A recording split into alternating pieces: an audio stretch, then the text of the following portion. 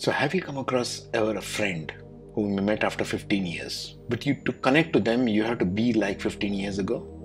It's very common, right? Or let's say you are in your mid 30s or 40s, and you came across an old ex or an old boyfriend or girlfriend or old friend, right?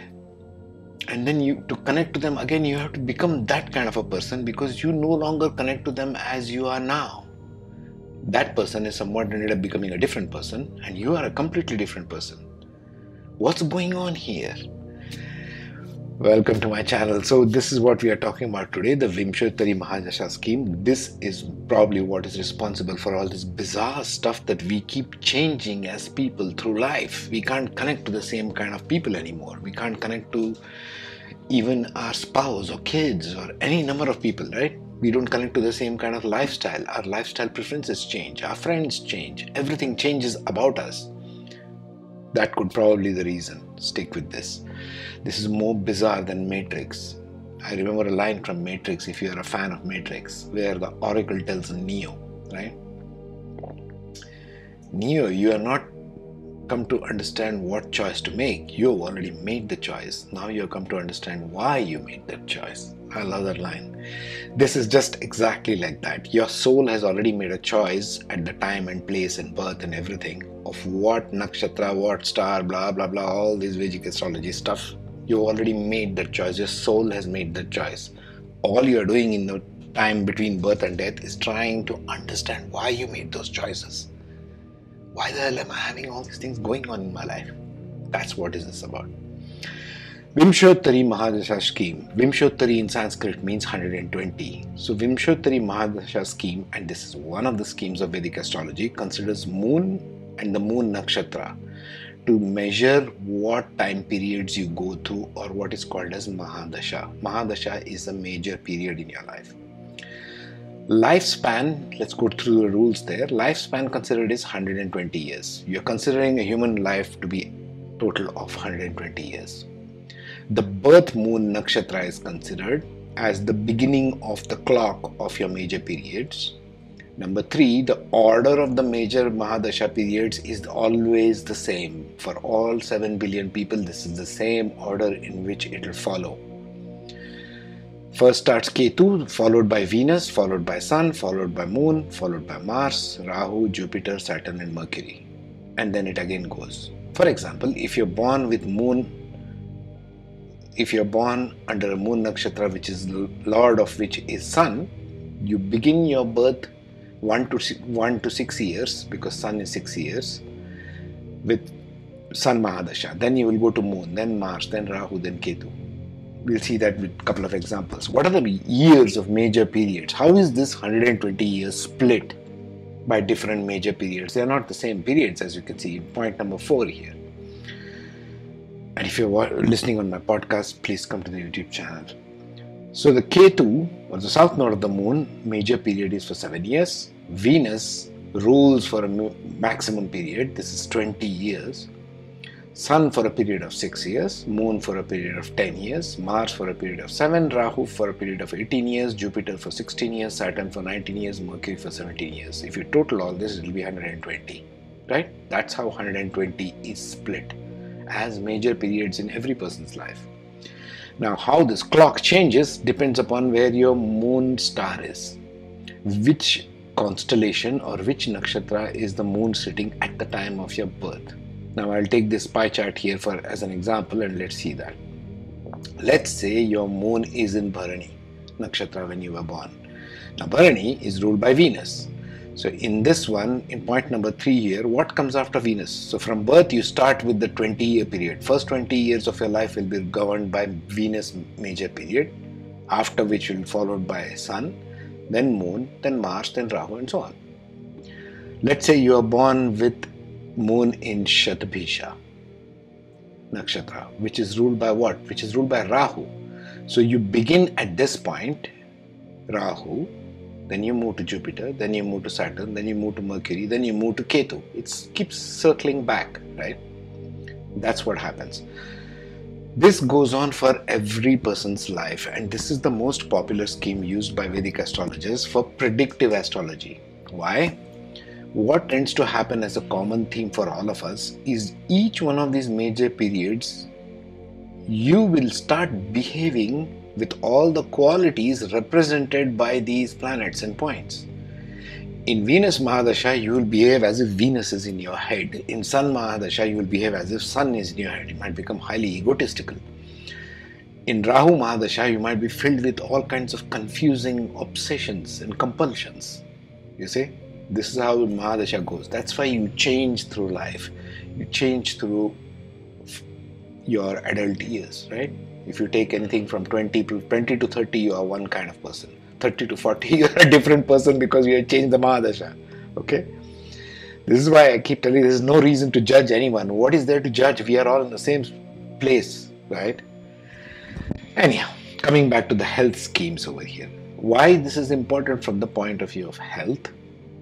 One big reason, because we are recapping here. What does Sun govern? Sun governs Pitta. We're talking about the Vata, Pitta and Kapha doshas here. Okay? Health. Sun governs Pitta, Moon governs Vata and Kapha, and there's this whole list. This list is telling what? Because when a person is running a particular Mahadasha and behaving like that planet, guess what kind of problems you will have health-wise? If you are in Mercury Mahadasha, you will have more of Vata, Pitta and Kapha imbalances. If you are in Sun, you will have more of Pitta. You might have more of acidity, more ulcer-related problems, that kind of stuff. There's lots of more details. I'm just giving a basic starting point for you to understand here, okay? It's a quick learning exercise, this one.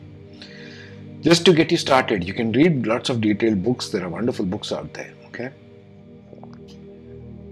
This is the reason this list over here, which planet governs Vata, Pitta and Kapha, is what you need to know, because that is what kind of ailments or kind of health challenges, weaknesses you might have during these periods, okay?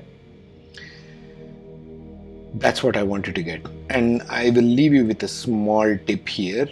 Tips for balancing doshas. I don't want to get more into this because there are too many websites. You can go and Google all of them, research your own, maybe buy books if you are a healer or if you're looking for healing as a personal thing. I'll leave you to how you want to deal with it. But these are the tips I would suggest.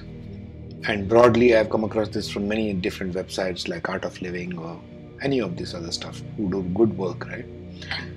So first is type of food regulation. There are certain types of foods which will increase the Pitta or decrease the Pitta.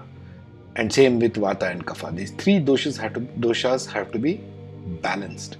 That's what we are looking at. Balancing the three.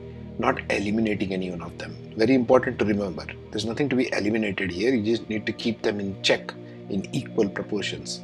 So that body is functioning in balance. So that mind and body is balanced. That's what we are looking at over here. So food regulation, certain types of foods will increase or decrease each one of these doshas.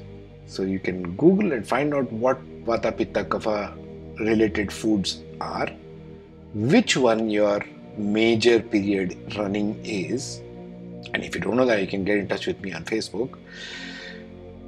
You can check what is your governing constitution, not only by this chart I discussed in earlier, this body constitutional types, right, and how it depends upon nakshatra and other things. Go through this whole playlist, you will see that.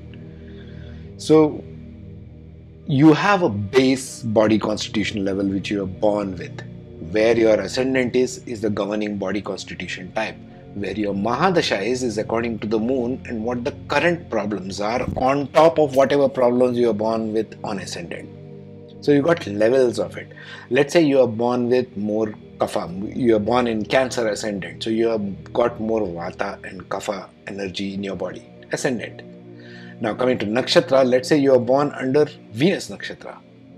So your things, birth to 20 years old, right from the time you are 20 years old, it will be only Venus. So Venus will add to that Kapha, governs Vata and Kapha. Moon governs Vata and Kapha. After Venus comes Sun. You see there in the chart, in the point number 4, Sun 6 years. So suddenly you will get Pitta more. Suddenly you will jump to acidity. From 20 to 26, that's the age group of after Venus, right? So from 20 to 26, you'll find, bloody hell, I'm having all kinds of acidity issues all of a sudden. I never had it in my life. That's the reason. This can happen in any number of combinations, as you can imagine. But keep this as the thing. First is the food regulation. You can regulate your food. You can use mudras, different kind of mudras. Like you can use prana mudra. This increases the prana energy. You can use apana mudra. This increases the downward elimination. Okay? Different kind of mudras are there. There are wonderful resources everywhere.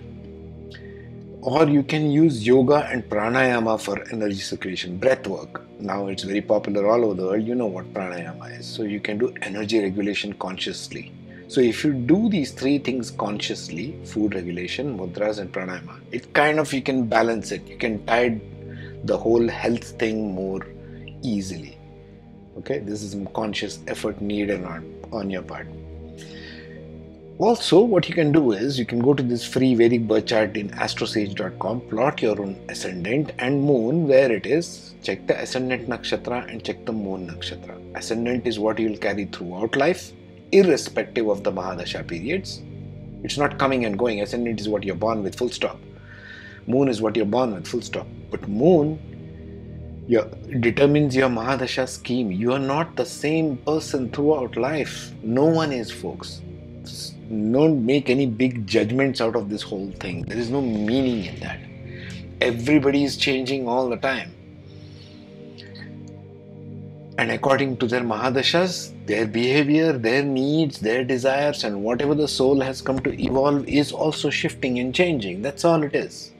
If everybody is on an individual boat of life on a vast ocean and it's going according to its own currents of Mahadasha, what is there to judge whom? Right? There's nothing. So don't make it any harder on yourself, make it easier on yourself, and first find out this. Go plot your chart, check out your ascendant nakshatra, check out your moon nakshatra, find out which major period you are running right now and what kind of health issues that might happen. And take care. And subscribe to my channel. Just joking. Take care. I might be making a new one for the advanced one. I'm concluding this one for this playlist only. New stuff is coming. So keep watching. As more and more content comes, I will post whichever is helpful. From where I come from, the insight, knowledge and intuition that I share has to be practical, has to be helpful for people. Let it be as a starting point, let it be for the learners, let it be somebody who wants to grow as astrologers. Okay? Take care, be safe, have a nice day.